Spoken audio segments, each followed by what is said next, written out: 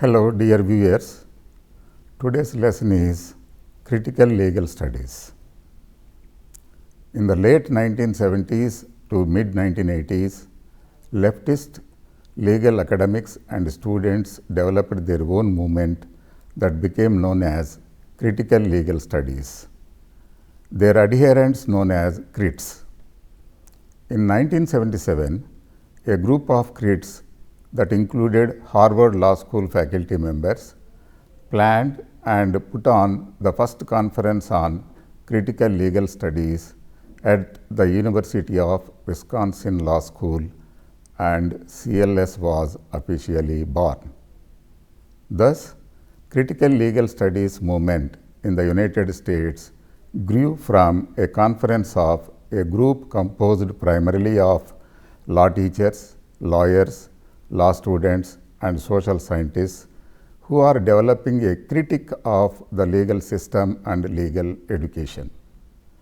From a series of conferences, meetings, discussions and the literature produced by jurists such as Robert Unger, Duncan Kennedy, Peter Gable, Morton Horwich and Claire Dalton, there has emerged an identifiable jurisprudence characterized by a radical criticism of American society, its legal ideologies and scholarship. CLS grew out of a dissatisfaction with current scholarship. It was more a ferment than a movement, with those who identified as crits, a diverse group perhaps, united only by their commitment to a more egalitarian society. Its offshoots are critical feminist jurisprudence, critical race theory, the lat crit movement, and other examples of outsider jurisprudence such as queer jurisprudence. The CLS movement seems committed to more egalitarian society and rejects the concept of law as separate from politics. Law is politics, and it is a task of CLS jurists to show, in particular, how the legal system operates so as to shape popular consciousness towards an acceptance of the political legitimacy of the status quo.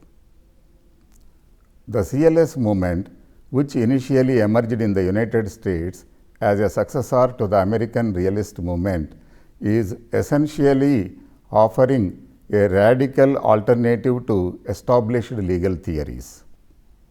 It puts forward the proposition that all other legal theories are fundamentally flawed in their belief that sense and order can be discerned from a reasoned analysis of law and the legal system. CLS is a full frontal attack on the orthodoxy of legal theory, scholarship and education. More than that, it is an important assault on the very organization of modern society itself.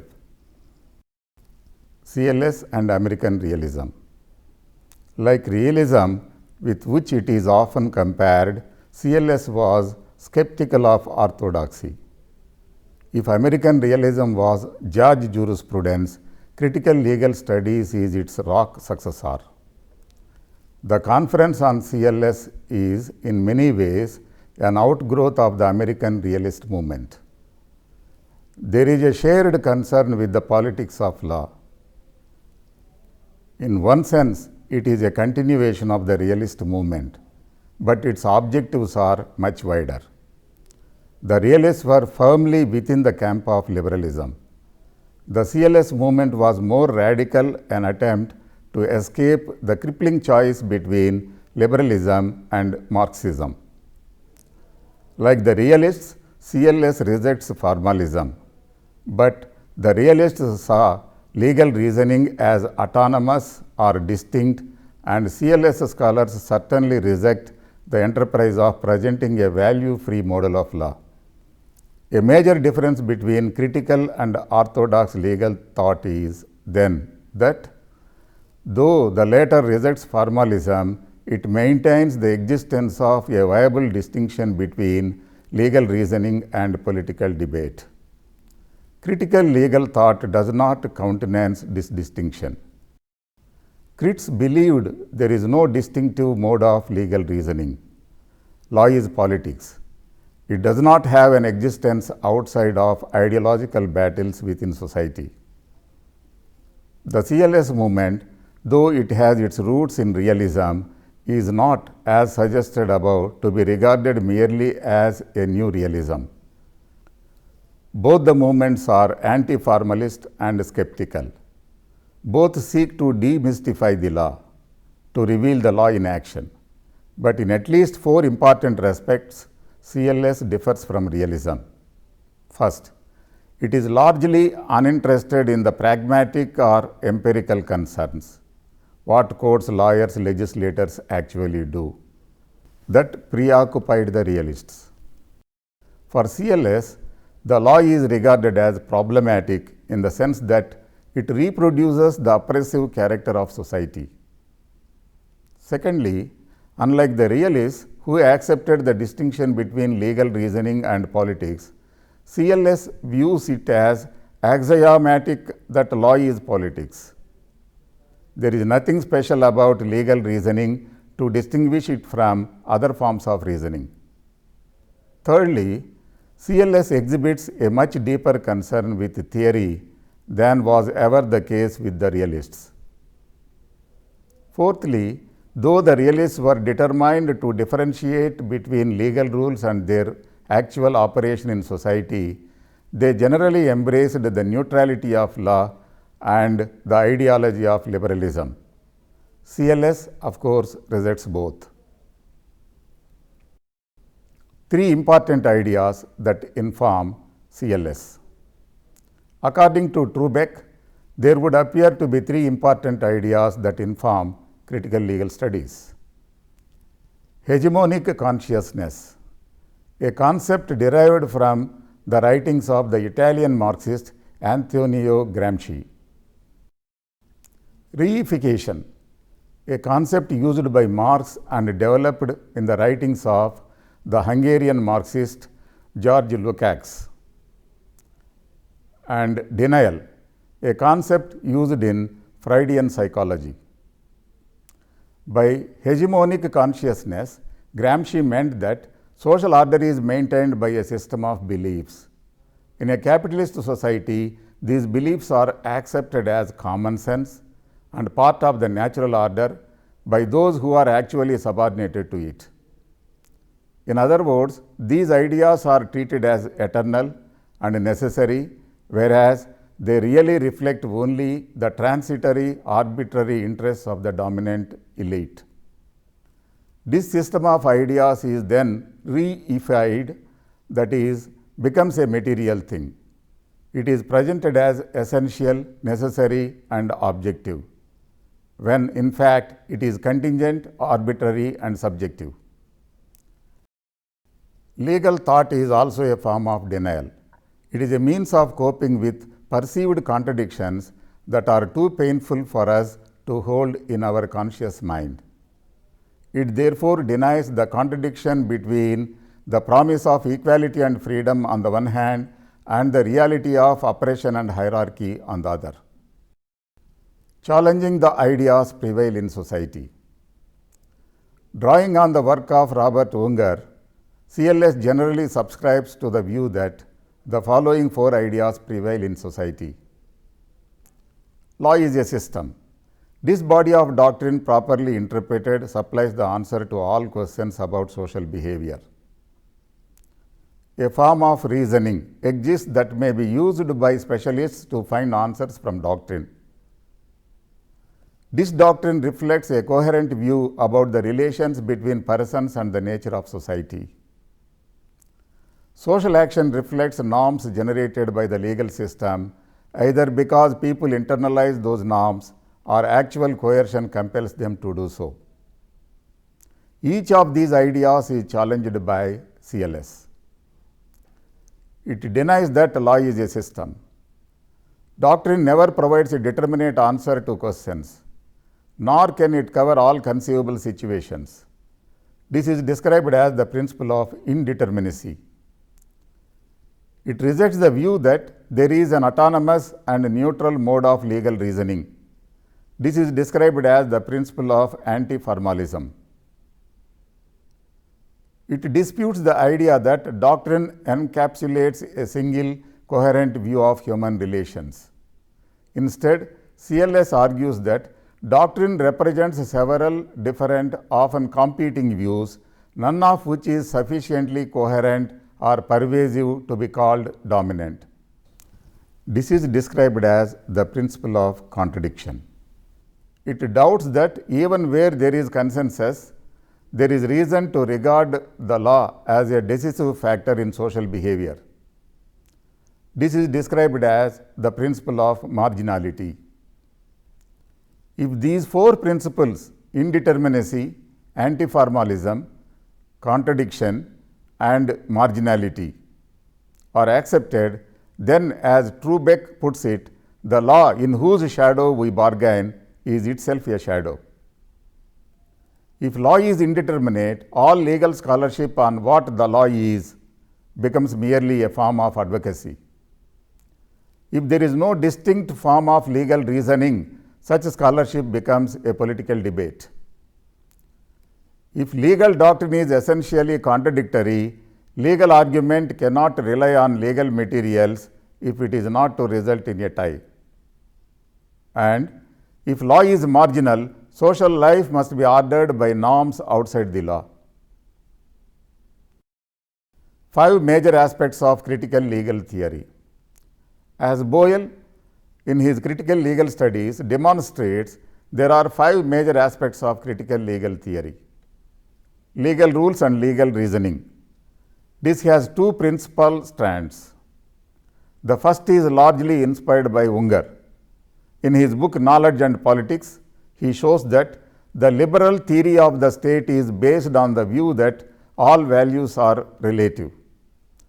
The market economy and democracy therefore become the natural institutions in a liberal society. The second proceeds from a skeptical realism which rejects the conventional view, for example, that courts can sensibly interpret language, the division between private and public law, the neutrality of rules, and the centrality of rights. The writings of Kennedy and Gable have been particularly influential here. Legal history. There are a number of important CLS writings on the history of legal concepts and institutions and their relationship with ideological factors. In critical legal histories, for instance, Robert Gordon shows how the traditional evolutionary approach neglects the extent to which we have control over our lives. Substantive law. As already pointed out, CLS does not merely traverse the lofty peaks of abstract theory, but seeks to apply its insights to actual black letter legal issues. There are numerous examples of such work. Legal practice. A major line of attack concentrates on the manner in which law consists of symbols reified to represent the social order. This in turn produces an alienated world of repression by rules and authority. Later, CLS has moved towards a full-blown epistemological onslaught on legal thought and the manner in which text stands in need of deconstruction. The fundamental tenets of CLS movement are discussed under different heads as follows. The stance against liberal legal thought. A central thrust of CLS attack is against legal liberalism or liberal legal theories, in which they group together as one target most of the other theories, including realism. Although their principal targets are the theories of positivism presented by Kelsen and Hart, in addition to the rights-based theories such as those put forward by Dworkin, Rawls, and Finnis. The term liberal was used in a positive sense by the early American realists. It referred to a political and legal system characterized by humanitarian values as exemplified by freedom of speech, tolerance, and social equality. CLS views liberalism in a different light. The very term is given a pejorative, reactionary overtone. Indeed, liberal scholarship in law has become a target for a frontal ideological assault. Contradictions in the law. Liberalism in the eyes of critics is a system of thought that is simultaneously beset by internal contradiction and by systematic repression of the presence of these contradictions. They proceed to identify the central contradictions in liberal thought. There are three central contradictions. The first contradiction is regarding rules and standards. The second of liberalism's contradictions are the facts values distinction and the reason desire separation. The third contradiction invokes the long-standing conflict between free will and determinism. Politics and law are virtually conterminous. CLS writers say law is non-neutral and concepts such as the sovereignty of communal needs are masks for highly partisan views. Law is politics, and those who reject this are espousing a conceptual formalism which is based upon a fiction. Contemporary jurisprudence does not stand above the political struggle. CLS scholars characterize liberal legal thought as an ideology whose surface character hides its true nature. Furthermore, for the CLS scholars, liberal legal theory claims to be a politically neutral and objective way to resolve conflicts. The CLS scholars deny this and state that liberal legal thought is a conflict-ridden structure beneath its purportedly objective exterior, an exterior which also conceals the political judgments and power structures within the law. CLS scholars claim that they have demonstrated the non-objectivity of much current jurisprudence and have shown how debates in the political arena are replicated in unsuspected corners of private law doctrine. Law and fetishism. CLS rejects the fetishism associated with the concentration of liberalism upon civil rights and the struggle for their extension. To work merely for the securing of rights is merely to paralyze the will to radical action which is necessary for society's transformation. In a similar vein, the liberal preoccupation with the rule of law is criticized.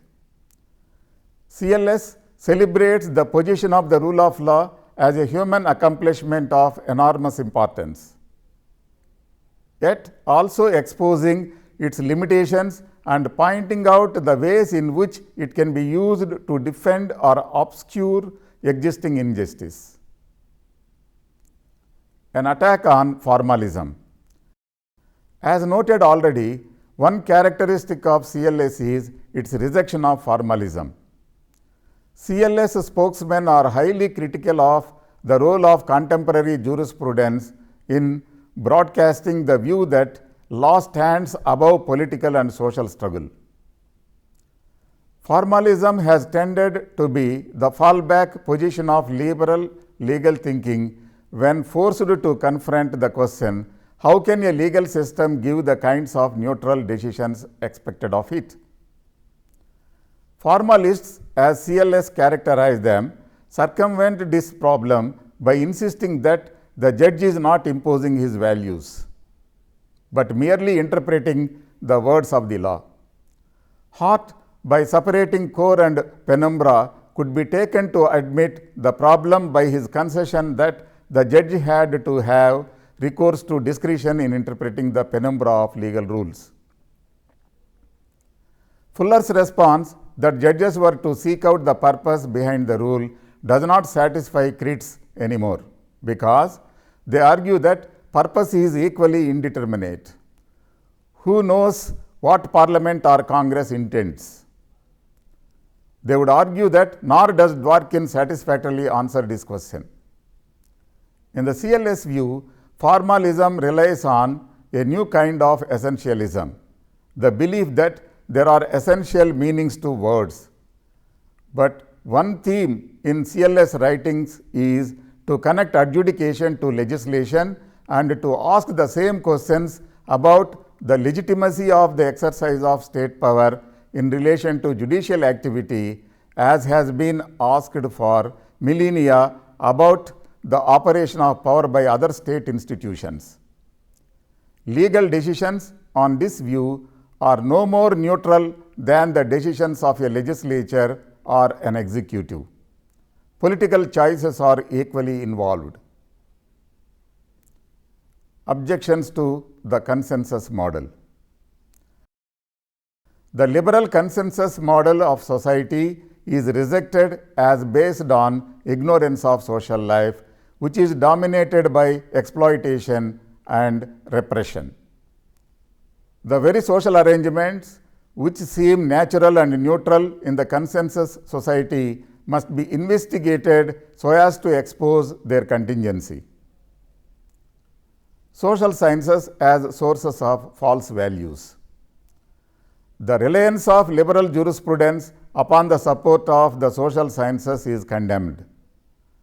Social science is viewed as an elaborate justification of the status quo, and the support which it gives to jurisprudence results in the sanctification of false values and contextless, abstract theories unrelated to the true functions of law.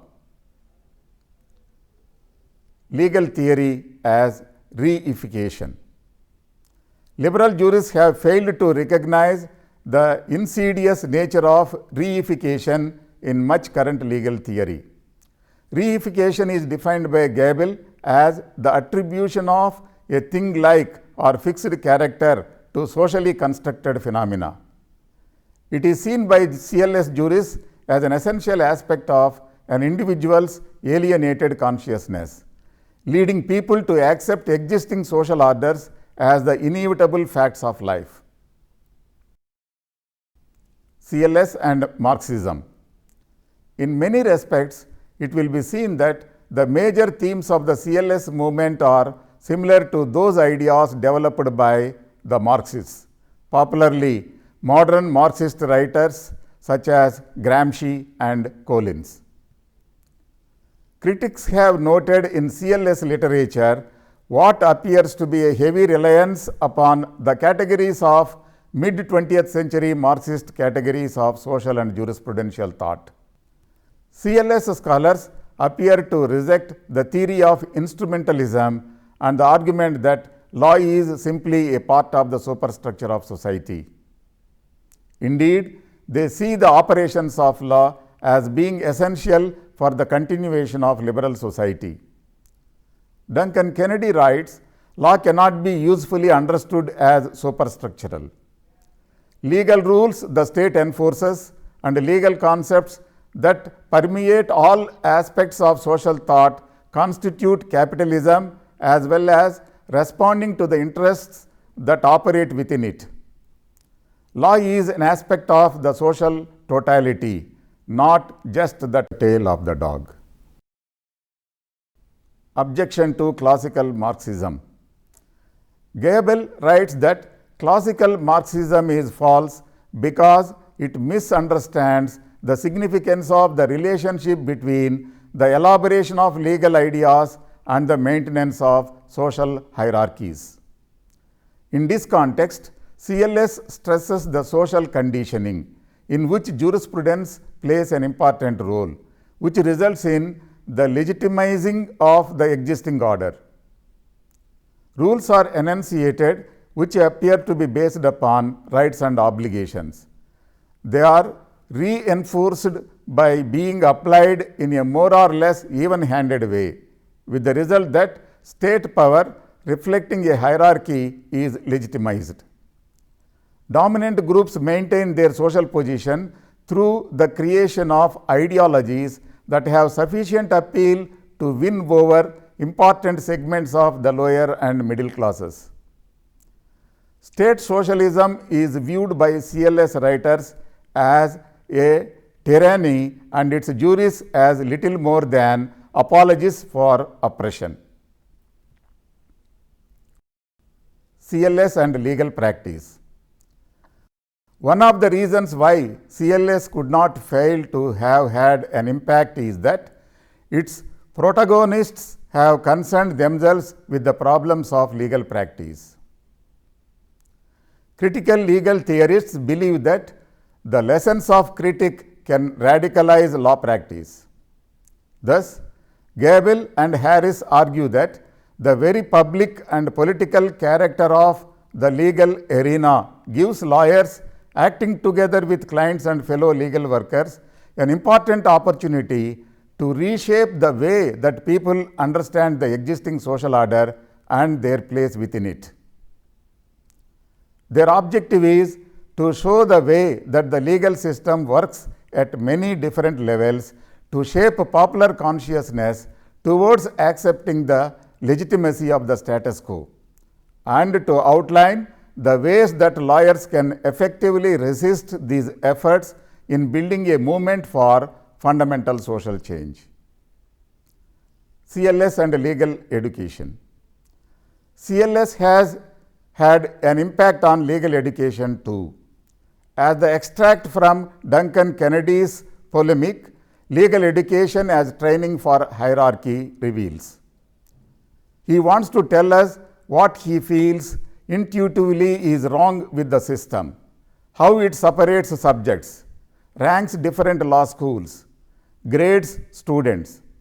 He says it is a typical American phenomenon. The sedulously cultivated myth of law above politics means that law students are rarely allowed the opportunity of engaging in a fundamental analysis of the role of law in society. Legal theory and social theory.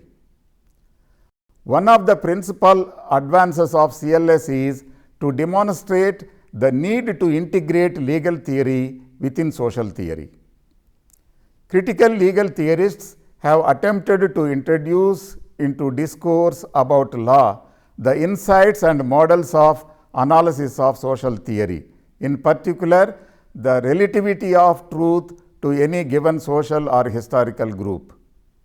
In this view, reality is not a product of nature, but is socially constructed. Social arrangements are not unproblematic, inexorable givens. What we see as the social order is merely where the struggle between individuals was halted and truth lines were drawn up. Critical legal theorists are not the only thinkers about law to be convinced by its social contingency, but the novelty of their thinking lies in their attempts to identify the role played by law and legal reasoning in the processes through which a particular social order comes to be seen as inevitable. Legal discourse is a discourse that concerns the basic terms of social life. By identifying and overturning existing forms of legal consciousness, exponents of critical legal studies hope to emancipate the individual. By demonstrating that social life is much less structured and much more complex, much less impartial and much more irrational than the legal process suggests, the interests served by legal doctrine and theory will surface. CLS calls for a radical, dramatic transformation of society and of the jurisprudence, which CLS adherents perceive as an elaborate attempt to justify, where it cannot hide, the unpleasant reality at the heart of society. In this lesson, there has been an exposition of the general themes of the critical legal studies movement. Thank you.